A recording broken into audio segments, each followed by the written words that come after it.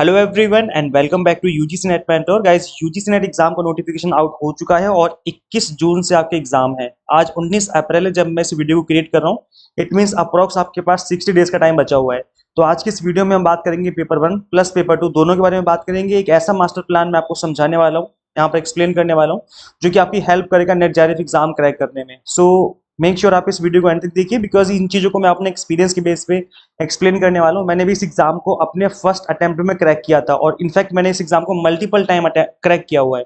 तो मैं आपको अपने एक्सपीरियंस के बेस पे बताऊंगा। यहाँ पे आप 70% से भी ज्यादा स्कोर कर सकते हैं इस स्ट्रेटेजी के साथ जो मैं आपके साथ शेयर करने वाला हूँ, बिकॉज ये कंप्लीटली वर्किंग टिप्स रहने वाली हैं और ऐसी चीजें मैं आपको एक्सप्लेन करूंगा जिनको फॉलो करते हुए आप इस एग्जाम को इसी अटेम्प्ट में क्रैक कर लेंगे। बार बार आपको एग्जाम नहीं देना पड़ेगा।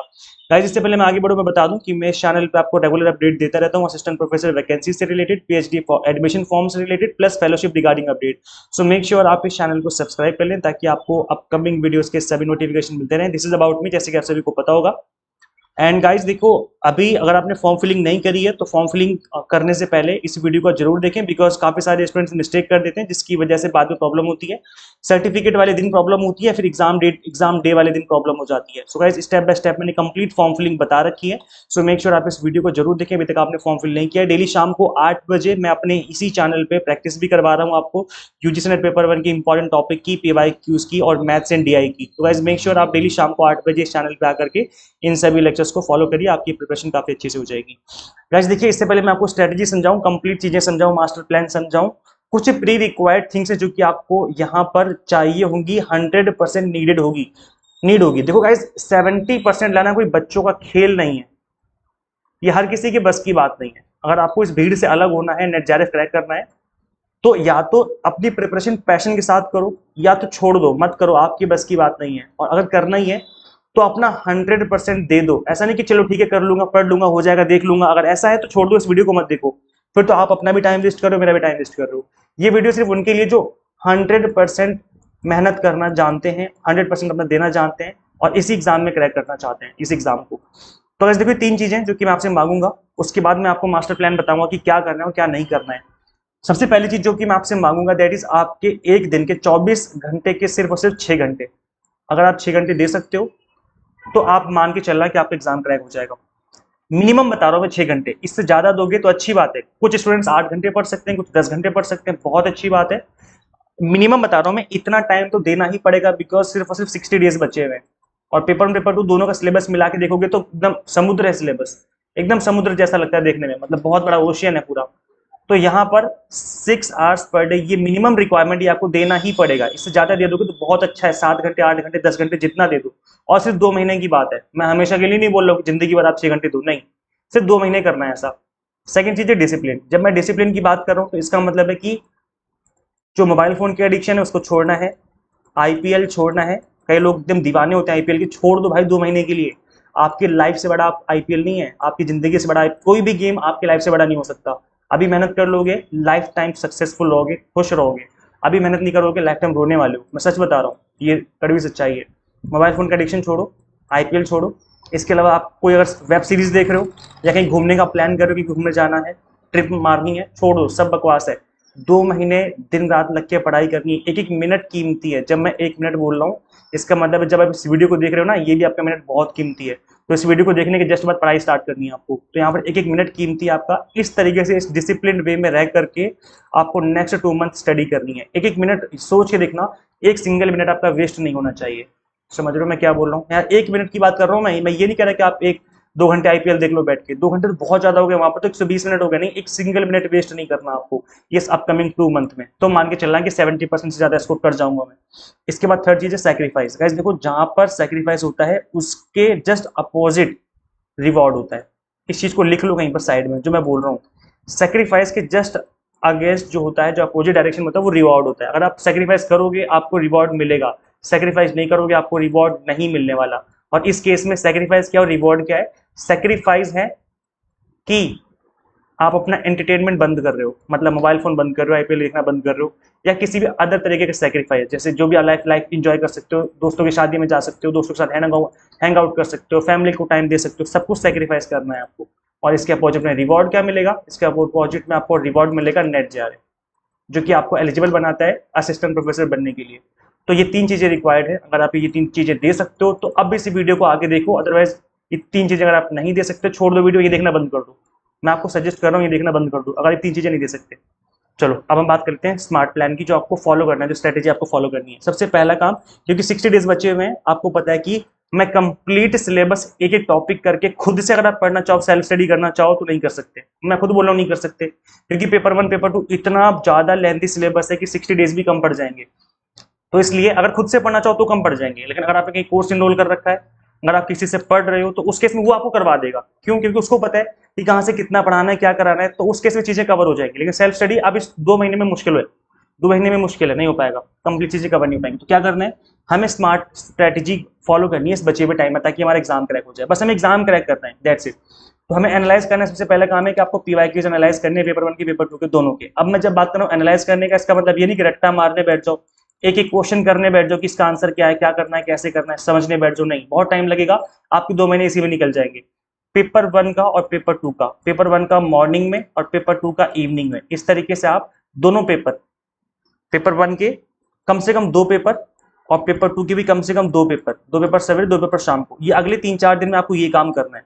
अगले 3 से 4 दिन में सिर्फ यही काम करना है कि पेपर 1 के पीवाईक्यूज, पेपर 2 के पीवाईक्यूज दोनों को ऑब्जर्व करना है। ऑब्जर्व करने का मतलब है कि क्वेश्चन देखते जाओ, आगे बढ़ते जाओ, क्वेश्चन देखते जाओ, आगे बढ़ते जाओ, क्वेश्चन पढ़ो कि क्या लिखा है और आगे बढ़ जाओ, क्वेश्चन पढ़ो कि क्या लिखा है, आगे बढ़ जाओ।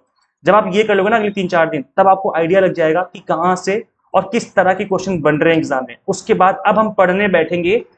समझ रहे हो मैं क्या बोल रहा हूँ? जैसे ये बता, ये सेम चीज मैं क्या समझाने की कोशिश कर रहा हूँ। जैसे आपको दिल्ली से मुंबई जाना है, तो दिल्ली से मुंबई आप बिल्कुल ऐसे थोड़ी ना होता है कि सुबह उठे और चलना शुरू कर दे कि मुंबई पहुंच जाऊंगा, नहीं।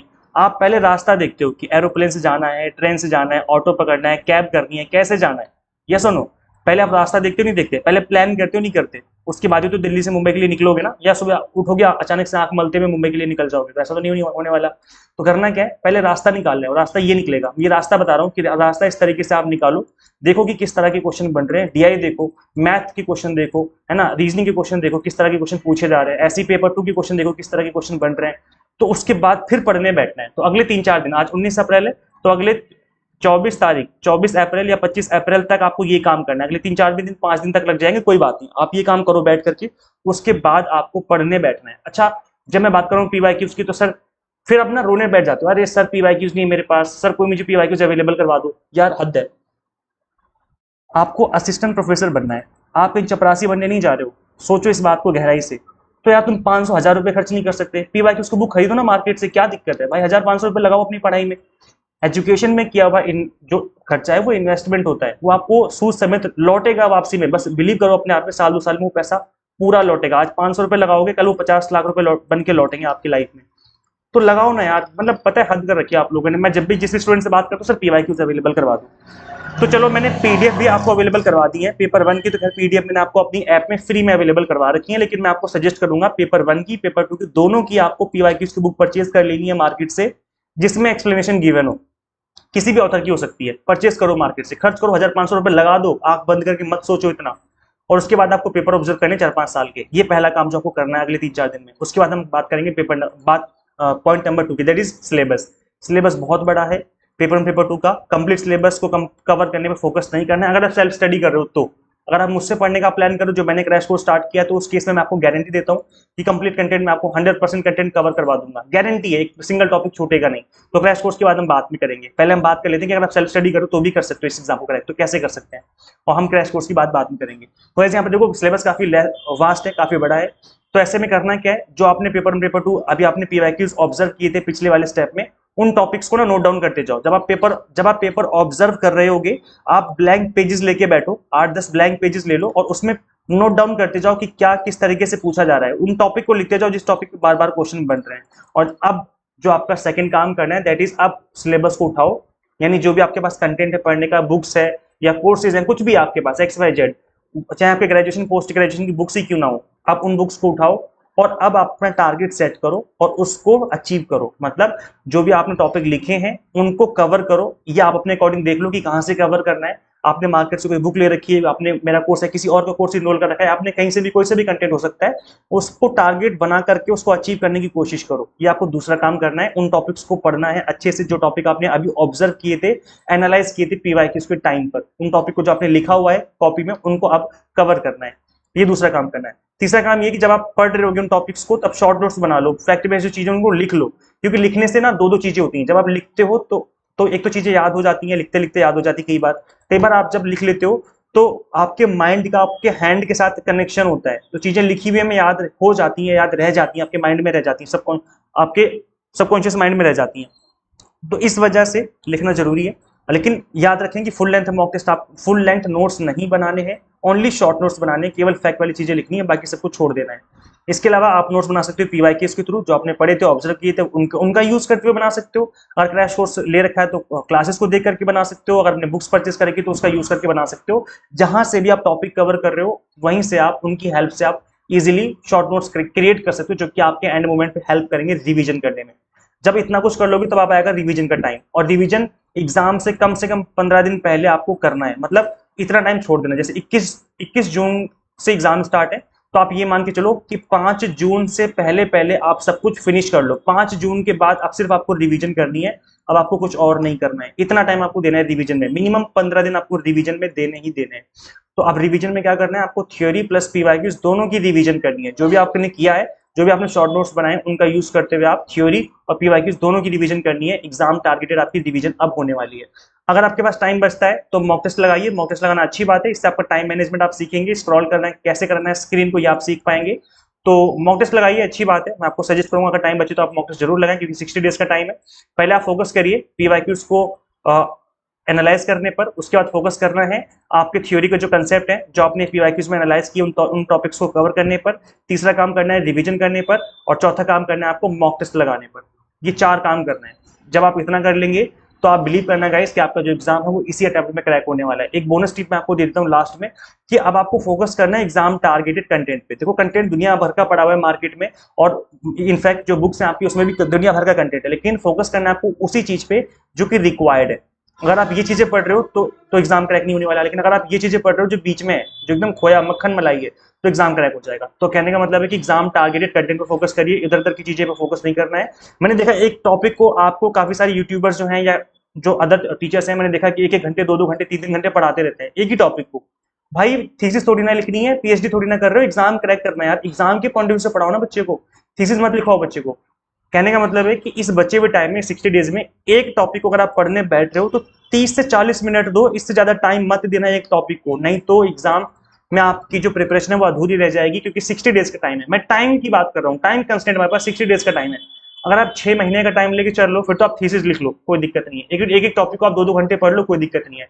लेकिन टाइम अब 6 महीने नहीं है ना, टाइम सिर्फ 60 डेज का टाइम है, तो आपको उसके अकॉर्डिंग पढ़ना है। आपको टाइम लिमिटेड है, तो उसके अकॉर्डिंग आपको पढ़ाई करनी है। With passive learning, passive learning का मतलब ये होता है कि जो भी आपने पढ़ा है उसको अपने दिमाग में रखो। जब आप खाना खा रहे हो तो सोचते रहो कि मैंने क्या पढ़ा था। जब आप नहाने जा रहे हो तो आप अपने दिमाग में उन चीजों को सोचते रहो कि मैं क्या पढ़ के आया हूं, है ना। तो इसको कहते हैं पैसिव लर्निंग। जब आप पैसिव लर्निंग करते हो तो चीजें आपके माइंड में बहुत लंबे टाइम तक रहेंगी, आपको याद रहेगा कि मैंने क्या पढ़ा था।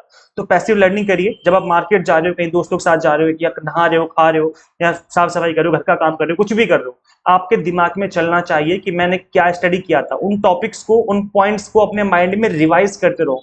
तो इससे क्या होगा, आपकी पैसिव लर्निंग होती रहेगी। एक्टिव लर्निंग तो कर ही रहे हो 6 घंटे, प्लस पैसिव लर्निंग भी आपकी होती रहेगी। तो इस तरीके से आपको स्टडी करनी है। अब अगर आप मुझसे पढ़ना चाहते हो गाइस, तो देखो मुझसे पढ़ के स्टूडेंट्स ने 99.98 99.71 परसेंटाइल तक स्कोर किया है, तो यहाँ पर डेफिनेटली अच्छा कंटेंट होगा, तभी तो स्टूडेंट्स अच्छा स्कोर कर रहे हैं। तो गाइस हमने इन चीजों को ध्यान में रख करके पेपर 1 का exam targeted crash course start किया है। 2 मंथ का है ये। कंप्लीट कंटेंट बाइलिंगुअल मिलेगा आपको। और यहाँ पर क्रैश कोर्स में क्यों बोल रहा हूँ, क्योंकि यहाँ पर मैं जो एक टॉपिक पढ़ाऊंगा, हर एक टॉपिक 30 से 40 मिनट में आपको एक्सप्लेन किया जाएगा। इससे ज्यादा किसी भी टॉपिक को टाइम नहीं दिया मैंने, ताकि कंप्लीट कंटेंट आपका 60 डेज में कवर हो जाए। और अब गाइस देखो, पेपर 1 अगर आप पढ़ना चाहते हो तो वो पढ़ सकते हो, अदरवाइज आप कॉमर्स मैनेजमेंट पॉल साइंस की अगर 2 मंथ में पढ़ना चाहते हो तो ये कंटेंट भी आप कवर कर सकते हो 2 मंथ में। अगर आप कॉम्बो कोर्स लेते हो तो बहुत अच्छी बात है, फिर 60 डेज में आपको दोनों चीजें कवर हो जाएंगी। बस ये कि आपको टाइम ज्यादा देना पड़ेगा, 6 से 7 घंटे 8 घंटे तक देने पड़ सकते हैं। अगर आप ये दे सकते हो तो आ जाओ, वेलकम है आपका। मैं एग्जाम टारगेटेड पढ़ाऊंगा, इधर उधर की बातें नहीं करूंगा। कंप्लीट जो आपकी प्रिपरेशन है वो कंप्लीटली एग्जाम टारगेटेड होने वाली है। कंप्लीट वीडियो लेक्चर्स मिलेंगे आपको, 100 मॉक टेस्ट दूंगा प्रैक्टिस करने के लिए, और पीडीएफ नोट्स दूंगा जिसके थ्रू आप रिवीजन और मल्टीपल टाइम उसका यूज करते हुए डिवीजन कर पाएंगे। तो गाइस कॉम्बो कोर्स अगर आप इनरोल करना चाहते हो तो आपको करना क्या है, आपको देखो मैं पहले फीस बता देता हूँ, उसके बाद मैं बताऊंगा कैसे करना है। पेपर 1 की जो फीस है 3999 थी, बस हमने इसको कम करके 1999 रखी, बिकॉज हर स्टूडेंट अफोर्ड कर पाएगा इसको। 2 महीने मतलब समझ रहे हो 1000 रुपए फीस आपकी सिर्फ 1 महीने की। यार इससे कम फीस कहाँ मिलेगी, एक 11th-12th क्लास के स्टूडेंट्स की फीस इससे ज्यादा होगी, पता करो मार्केट में जाकर के। इससे कम फीस तो कहीं नहीं मिलने वाली आपको। और पेपर प्लस पेपर टू अगर कॉम्बो कोर्स लेना चाहते हो 2 मंथ के लिए तो फीस 2999 है, मतलब 1500 रुपए 1 महीने का। 1 महीने का सिर्फ 2 महीने पढ़ाई करो, दोनों पेपर कवर हो जाएंगे आपके। ये ऑफर स्टार्टिंग के मैंने 30 स्टूडेंट्स के लिए चलाया था, बट इसको बढ़ा करके मैंने 50 स्टूडेंट्स कर दिया है। अब यहाँ पर 37 स्टूडेंट्स का स्लॉट फिल हो चुका है, केवल 13 बच्चे बचे हुए हैं जिसकी फीस इतनी लगेगी, उसके बाद फीस बढ़ जाएगी 500 रुपए से, दोनों फीस बढ़ जाएंगी। तो वैसे अभी भी चाहो तो स्पीड से अपनी प्रिपरेशन कर सकते हो। करना है कि आपको सिंपली गूगल प्ले स्टोर से एग्जाम मेंटर ऐप इंस्टॉल कर लेनी है अपने मोबाइल फोन में। अगर आप iOS यूजर है तो उसका लिंक आपको इसी वीडियो के description box and comment box में देखने को मिल जाएगा। आप मेरा नंबर नोट डाउन कर लीजिए 8802919803। कोई इशू है, कुछ पूछा है इनरोलमेंट से रिगार्डिंग, तो आप मुझे इस पर व्हाट्सएप पे कॉल कर सकते हैं। अदरवाइज कंप्लीट कंटेंट आपको एग्जाम मेंटर ऐप पे मिल जाएगा, तो आप इस ऐप पर आकर के फटाफट से इनरोल कर लीजिए, ताकि आपकी जो प्रिपरेशन है वो एग्जाम टारगेटेड मिनिमम टाइम हो जाए। So thank you so much for watching this video. Share जरूर करें इस वीडियो को ज्यादा से ज्यादा उन सभी फ्रेंड के साथ जो यूजीसी नेट की प्रिपरेशन कर रहे हैं, and subscribe for UGC update and assistant professor job updates. Guys मिलते हैं हम लोग फिर नेक्स्ट वीडियो में। Till then keep watching UGC NET mentor. Thank you so much.